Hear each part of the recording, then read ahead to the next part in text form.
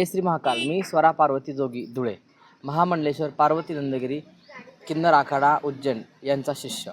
आज वट्टी सावित्रीची पौर्णिमा. जसं सतीयुगामध्ये सावित्रीजीने आपल्या पतीचं प्राण यमपुरीतून परत आणलं होतं, हा आजचा दिवस वट सावित्रीची पौर्णिमा. प्रत्येक स्त्रिया आपल्या पतीचं दीर्घायुष्य व्हावं म्हणून ही वट सावित्रीची पूजा करतात. तसंच आम्ही पण आमच्या गुरूंचं आयुष्य वाढो, आमचे गुरु सुखाचे राहो, यासाठी आम्ही ही वट सावित्रीची पौर्णिमा साजरी केली आहे.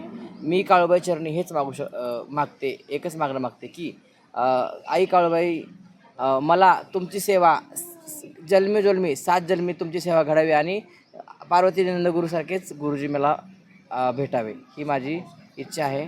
आणि वट सावित्री हा दिवस स्त्रियांचा.